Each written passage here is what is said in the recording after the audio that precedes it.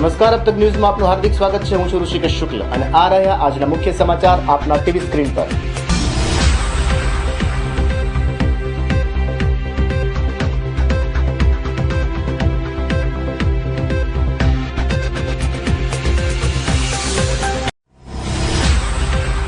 ભગવા આતંકવાદના વિવાદાસ્પદ નિવેદનને પગલે રાજકોટ શહેર ભાજપે પૂતળા દહન કરી સુશીલ કુમાર શિંદેનું રાજીનામું માંગ્યું।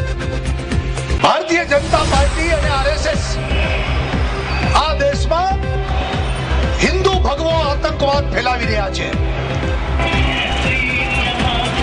રણજીના ફાઇનલ માટે અનેરા ઉત્સાહ સાથે સૌરાષ્ટ્રની ટીમ રવાના થઈ। સૌરાષ્ટ્ર ક્રિકેટ એસોસિએશનના સેક્રેટરી નિરંજન શાહે ખેલાડીઓને પાઠવી શુભેચ્છા।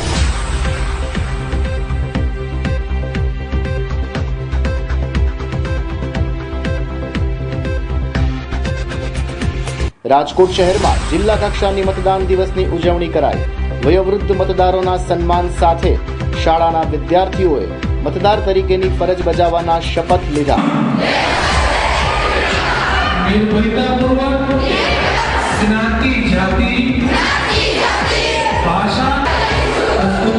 અને રાજકોટમાં હરે રામા હરે કૃષ્ણના નાદનો ગુંજારો। ઇસ્કોન મંદિર દ્વારા નીકળેલી શોભાયાત્રામાં દેશ વિદેશના અનુયાયીઓ ભાવ વિભોર બની જોડાયા।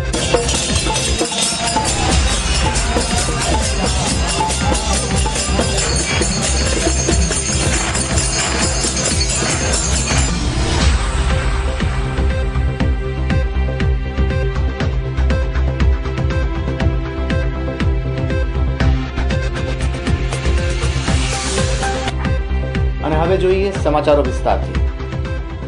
તાજેતરમાં જ કોંગ્રેસની ચિંતન બેઠકમાં સુશીલ કુમાર શિંદે હિન્દુ ભગવા આતંકવાદનું વિવાદાસ્પદ નિવેદન કરતા દેશભરમાં તેના ઘેરા પડઘા પડ્યા હતા। સુશીલ કુમાર શિંદેના વિવાદાસ્પદ નિવેદનને પગલે રાજકોટ શહેર ભાજપે ધરણા અને પૂતળા દહનનો કાર્યક્રમ યોજી પોતાનો આક્રોશ વ્યક્ત કરી શિંદેના રાજીનામાની માંગ કરી હતી। રાજકારણમાં વિવાદાસ્પદ નિવેદન આપવા તે આમ વાત બની હોય તેમ સુશીલ કુમાર શિંદેએ વિવાદાસ્પદ નિવેદન આપી વિરોધનો વંટોળ ઉભો કર્યો છે। કોંગ્રેસની ચિંતન બેઠકમાં હિન્દુ ભગવા આતંક અને દિગ્વિજયસિંહે હાફિઝ સઈદ સાહબ જેવા નિવેદનોને પગલે રાજકોટ શહેર ભાજપમાં રોષ છવાતા શહેરના ત્રિકોણબાગ ચોક ખાતે પૂતળા દહનનો કાર્યક્રમ યોજાયો હતો। પાકિસ્તાન જે પ્રવૃત્તિ કરે છે એ બંધ થવી જોઈએ, પણ કેન્દ્રમાં બેઠેલી નબળી કોંગ્રેસની સરકાર, મનમોહન સિંહ અને સોનિયા ગાંધીની સરકાર આવી વાત પાકિસ્તાન સામે કે અન્ય દેશ સામે કરી શકતી નથી। ભારતીય જનતા પાર્ટી અને આરએસએસ આ દેશમાં હિન્દુ ભગવો આતંકવાદ ફેલાવી રહ્યા છે। ભગવા કલરને બદનામ કરવાના નિવેદનને પગલે શહેર ભાજપે પૂતળા દહન કરી તેમનો આક્રોશ વ્યક્ત કર્યો હતો।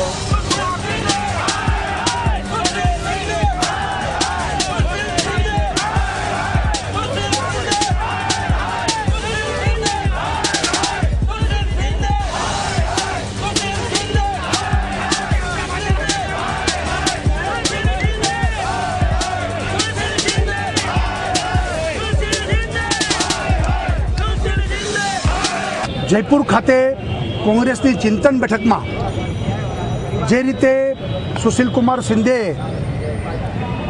હિન્દુ ભગવા આતંકવાદની જે નિવેદન કર્યું અને એક તરફ દિગ્વિજયસિંહ બેશરમ થઈને સૈયદ હાફિઝ સાહબ બોલે, એટલે કે ખરા અર્થમાં જે આતંકવાદીઓ છે એને સાહબ કહેવું, અને જે સમાજે કદી પણ હિન્દુ સમાજે બીજાને દુઃખ પહોંચે એવી કઈ વાત ન થાય એ પરંપરાને જાળવી રાખી છે।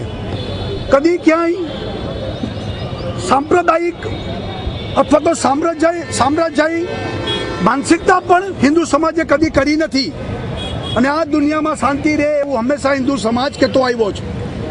અને માત્ર મતના રાજકારણને ધ્યાનમાં રાખીને શિંદેએ જે નિવેદન કર્યું છે, સત્તાના રાજકારણ તો એકોર છે, પરંતુ દેશની મુખ્ય ધારાને ખૂબ નુકસાન પહોંચાડનારું નિવેદન છે। હિન્દુ સમાજને બદનામ કરવાનું નિવેદન છે। ભગવા કલર એ હિન્દુ સમાજની આસ્થાનું પ્રતીક છે। સાધુ સંન્યાસી એ ભગવો કલર પહેરે છે, એ ભગવા કલરને પણ બદનામ કરવા માટેનું જે નિવેદન છે એ કદાપી ચલાવી ન લેવાય.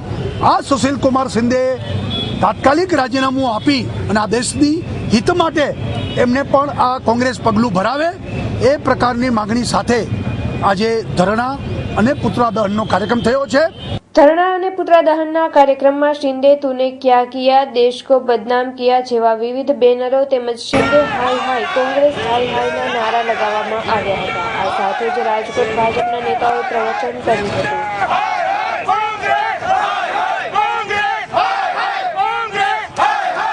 આમ શિંદેએ ભગવા આતંકવાદની વાત કરી છે, જેને લઈ ભગવા આતંકવાદ અને હિન્દુ આતંકવાદનો આરોપ ઉઠવા પામ્યો છે. તેની સામે સંસ્કૃતિની ઓળખ સમા ભગવા કલર સાથે રાજકોટ શહેર ભાજપે આ વિવાદાસ્પદ નિવેદનને સખત રીતે વખોડી કાઢી તેમનો આક્રોશ વ્યક્ત કર્યો હતો. આ સાથે જ શિંદે માફી માંગે અને રાજીનામું આપે તેવી માંગ કરી હતી. કોંગ્રેસે જે ભગવા આતંકવાદની વાત કરી છે અને તૃષ્ટિકરણની નીતિ રમવા જઈ રહ્યા છે, ત્યારે એમની સામે ધરણા પ્રદર્શન અને કોંગ્રેસની સરકારનું પુતળા દહન કરવામાં આવ્યું છે. તે રીતે સુશીલ શિંદેએ ભાજપ અને આરએસએસ પર ભગવા આતંકવાદને અને હિન્દુ આતંકવાદ ફેલાવવા માટેનો આરોપ મૂક્યો છે, બેબુનિયાદ છે.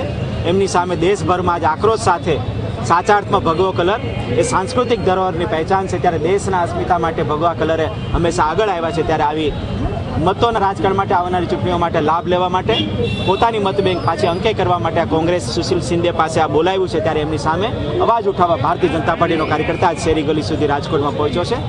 પ્રદર્શન, ધરણા અને પુતળા દહનનો અમે કાર્યક્રમ કર્યો છે. પરિવાર ક્ષેત્રના પણ આજે કાર્યકર્તાઓ, આગેવાનો, પદાધિકારીઓ અમારી સાથે હતા.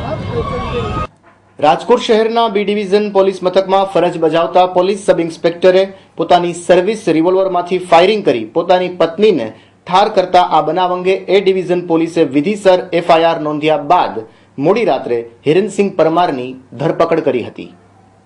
રામનાથપરા પોલીસ લાઇનમાં ઓફિસર્સ ક્વાર્ટર્સમાં સી બ્લોકમાં રહેતા પ્રોબેશનલ પીએસઆઈ એચપી પરમારે પોતાના જ સગર્ભા પત્ની રસીલાબહેનને સર્વિસ રિવોલ્વરથી ગોળી ધરબી પતાવી દીધાના બનાવથી સમગ્ર પોલીસ તંત્રમાં ખળભળાટ મચી ગયો છે. ત્યારે આ અંગે એ ડિવિઝન પોલીસે કાયદેસરની કાર્યવાહી કરી એફઆઈઆર મળ્યા બાદ મોડી રાત્રે 10:30 કલાકે આરોપી પતિ ફોજદાર હિરણસિંહ પરમારની ધરપકડ કરી હતી, જેને પગલે આ ફોજદારને રાત લોકઅપમાં જ વિતાવી પડી હતી.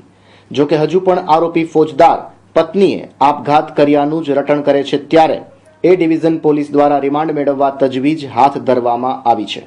પોલીસે મૃતક રસીલાબહેનના નાના ભાઈની ફરિયાદ પરથી તેમના પતિ અને કુટુંબીજનો પર ત્રાસ અને હત્યાનો ગુનો નોંધી કાયદેસરની કાર્યવાહી હાથ ધરી છે.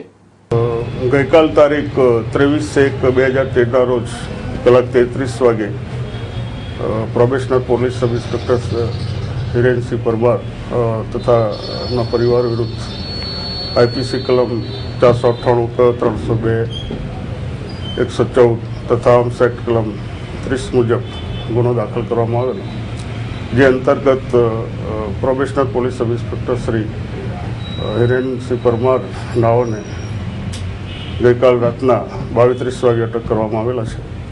અને બીજી ભારતના ચૂંટણી પંચની સૂચના અનુસાર દર વર્ષે 25 જાન્યુઆરીના દિવસે રાષ્ટ્રીય મતદાર દિવસની ઉજવણી કરવામાં આવે છે, જેના ભાગરૂપે રાજકોટ જિલ્લામાં જિલ્લા કક્ષાની ઉજવણી વિરાણી હાઈસ્કૂલ ખાતે યોજાઈ હતી.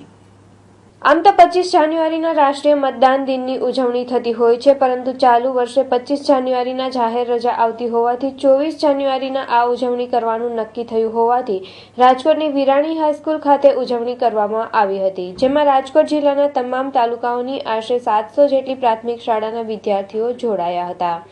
આ ઉજવણી અંતર્ગત રેલી કાઢવામાં આવી હતી. આ ઉપરાંત ક્વિઝ કોમ્પિટિશન, નિબંધ સ્પર્ધા, વક્તૃત્વ સ્પર્ધા જેવા આયોજનો પણ ઉજવણીના ભાગ અંતર્ગત યોજવામાં આવ્યા હતા.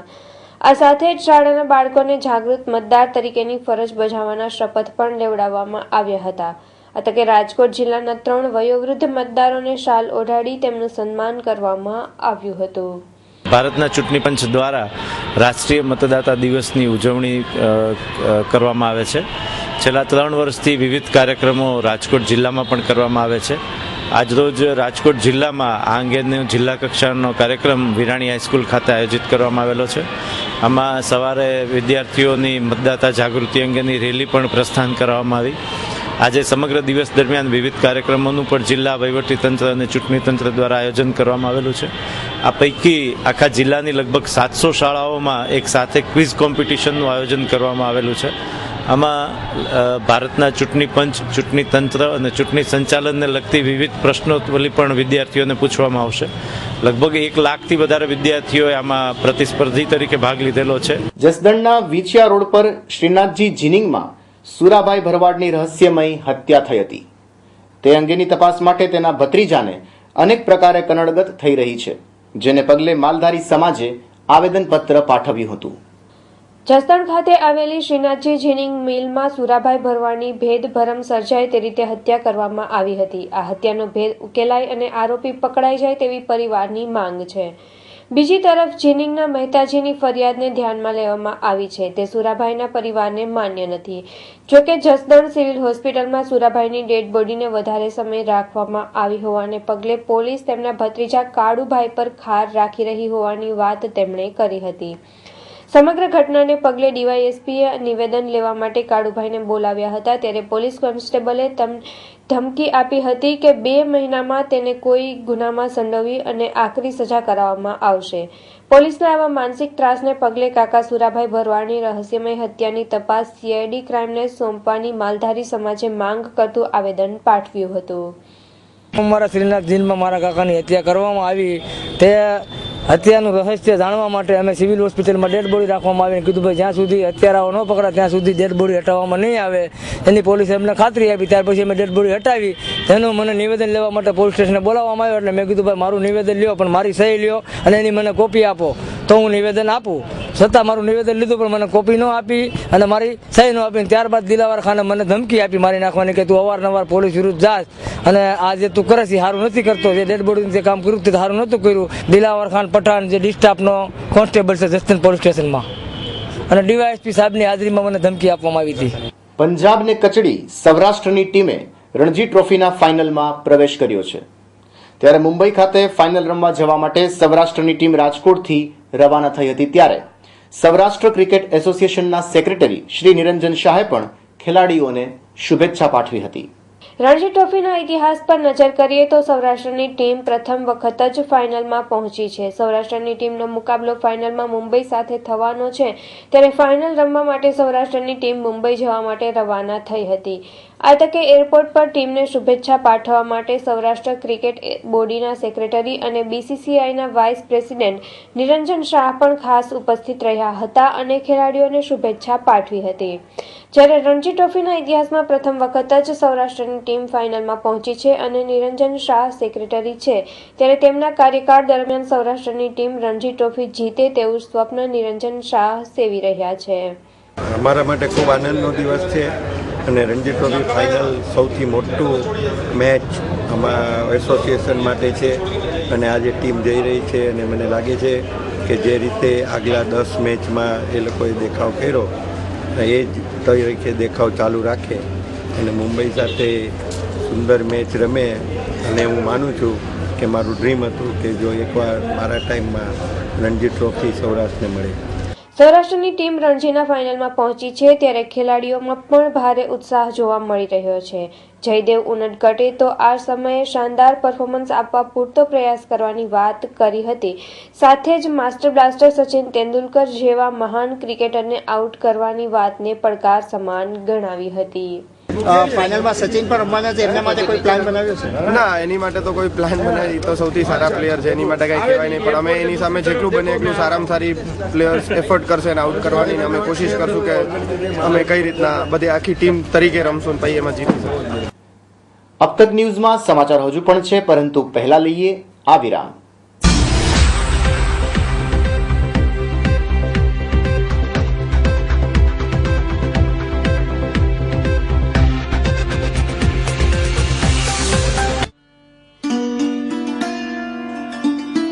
આપનું સ્વાસ્થ્ય, આપનું હિત એ જ અમારો ઉદ્દેશ. નિશા હેલ્થ કેર સર્વોચ્ચ ટેકનોલોજી સાથેની 21મી સદીની અદ્ભુત શોધ એટલે કેમેક્સ થેરામેક્સ. કેમેક્સ થેરામેક્સમાં લગભગ 50,000થી પણ વધુ વ્યક્તિઓ ટ્રીટમેન્ટનો લાભ લઈ ચૂક્યા છે અને વિવિધ પ્રકારની તકલીફોમાં અદ્ભુત પરિણામો મેળવી શક્યા છે. ભારતમાં સૌપ્રથમવાર કેમેક્સ થેરામેક્સ વેલનેસ સેન્ટરમાં કુદરતી ઉપચારોના સિદ્ધાંતો ઉપર રચાયેલ પદ્ધતિ દ્વારા Chemex થેરામેક્સ automatic થેરાપ્યુટિકલ thermal acupressure bed દ્વારા અલગ અલગ પદ્ધતિથી વેલનેસ ટ્રીટમેન્ટ આપવામાં આવે છે. વર્ષો જૂના અસાધ્ય રોગથી પીડાતા દર્દીઓ જેવા કે ડાયાબિટીસ, કેન્સર, બ્લડ પ્રેશર, વા, સંધિવા, સાંધાના દુખાવા, લકવા, મગજ, આંખ, કાન, નાક, ગળું, લીવર, કિડની, સફેદ ડાઘ, સોરિયાસિસ, ખરજવું, કમર અને ગરદનના મણકાની તકલીફ, આંતરડા, હૃદયને લગતા રોગો, થાઇરોઇડ, મોટાપો, સ્ત્રીને લગતા તમામ રોગો, દમ, અસ્થમા, હાર્ટ બ્લોકેજ, વ્યંધત્વ, પાર્કિન્સન્સ વગેરેથી પીડાતા તમામ રોગો માટેનો એકમાત્ર કુદરતી ઉપચાર એટલે કેમેક્સ વેલનેસ ટ્રીટમેન્ટ. દુનિયાની 12 સારામાં સારી કુદરતી ઉપચારની પદ્ધતિઓના અદ્ભુત સમન્વય દ્વારા શરીરના 365 એક્યુપ્રેશર પોઈન્ટ અને 12 એનર્જી લાઇનને માત્ર 40 મિનિટની ટ્રીટમેન્ટ દરમિયાન ચાર્જિંગ આપે છે, જેનાથી કોઈ પણ જાતની આડઅસર, દવા, પરેજી, કસરત વિના અસાધ્ય કહેવાય તેવા રોગો સામે રક્ષણ પૂરું પાડે છે. જુઓ, જાણો, સમજો, જાતે અનુભવ કરો અને ખાતરી કરો, બીજા લોકોને પણ સમજાવો. નિશા હેલ્થ કેરમાં રૂબરૂ આવો. Nisha health care, Shivdhara Shrimad park, શેરી નંબર 1, યુનિયન બેંક પાછળ, racecourse ring road, Rajkot. Phone number 2926.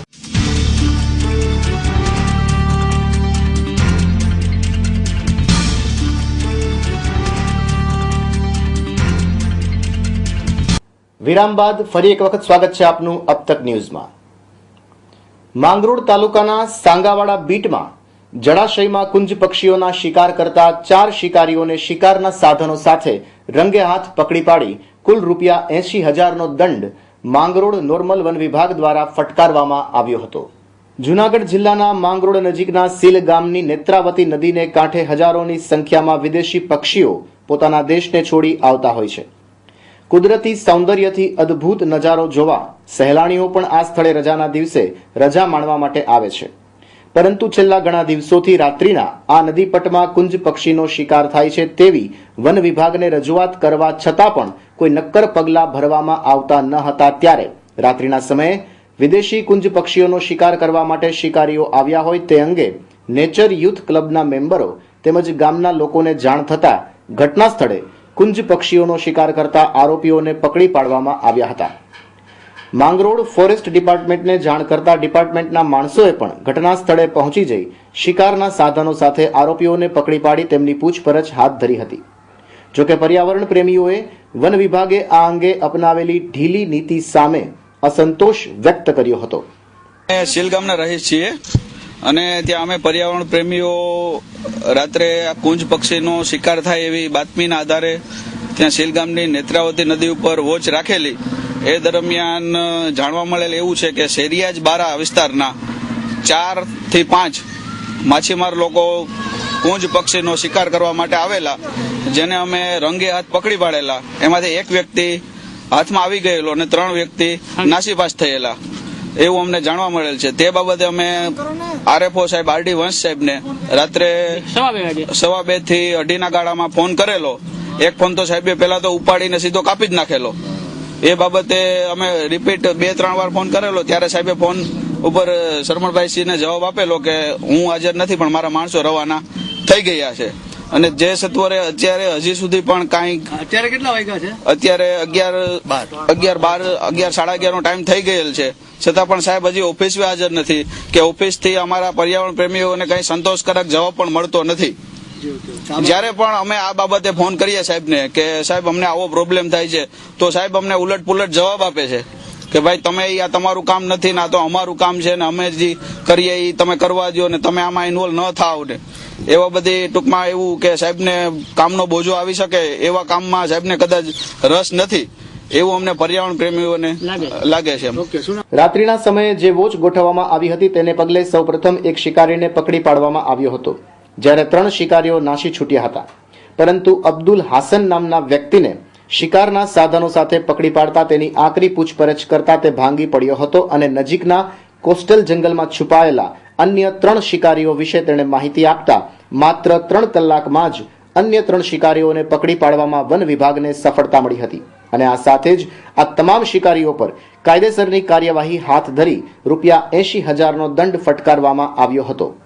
તારીખ 23/1 ના રોજ રાત્રે 2:30 વાગે નેચરલ ક્રૂડના સભ્યો અને વન વિભાગના સભ્યો સાથે મળી પેટ્રોલિંગ દરમિયાન 3 કુંજનો શિકાર થતા 4 તોમતદારો પૈકીનો એક તોમતદાર અકબર આસમ પકડાઈ ગયો છે. બાકીના 3ની દિવસે શોધખોળ કરતા કોસ્ટલ જંગલમાંથી તેને પકડી પાડવામાં આવે છે. ચારેયને હાલ ઇન્ડિયન ફોરેસ્ટ એક્ટની કલમ મુજબ 216 ક મુજબ તેમનો ગુનો રજીસ્ટર લઈ બુક કરી તેમની સામે કાયદેસરના કેસ પેપર તૈયાર કરી તેમનો એડવાન્સ રિકવરી રૂપી દંડ દરેકના 20,000 રૂપિયા લખે 80,000 રૂપિયા દંડ. રાજકોટ શહેરમાં ઇસ્કોન મંદિર દ્વારા ભવ્ય શોભાયાત્રાનું આયોજન કરવામાં આવ્યું હતું, જેમાં બહોળી સંખ્યામાં દેશ વિદેશના હરે રામા હરે કૃષ્ણ પંથકના અનુયાયીઓ જોડાયા હતા. ઇસ્કોન મંદિર દ્વારા રાધાનીલ માધવ અને બલરામજીની પ્રતિમાની શોભાયાત્રા રાજકોટ શહેરના વિવિધ માર્ગો પર ફરી વળી હતી. રાજકોટના ત્રિકોણ બાગથી શરૂ થયેલી આ શોભાયાત્રા કાલાવડ રોડ પર પૂર્ણ થઈ હતી. મોટી સંખ્યામાં આ શોભાયાત્રામાં હરે રામા હરે કૃષ્ણ પંથના અનુયાયીઓ જોડાયા હતા. આ શોભાયાત્રામાં વિદેશીઓ પણ ભાવભેર જોડાયા હતા. ખાસ પોલેન્ડથી વિદેશી આ શોભાયાત્રા માટે રાજકોટ પધાર્યા હતા. ઇસ્કોન મંદિર દ્વારા નીકળેલી આ શોભાયાત્રા રાજકોટના વિવિધ રાજમાર્ગો પર ફરી વળી હતી, જેમાં નાચગાન સાથે અનેક અનુયાયીઓ જોડાયા હતા અને સર્વત્ર અનેરો માહોલ જોવા મળ્યો હતો.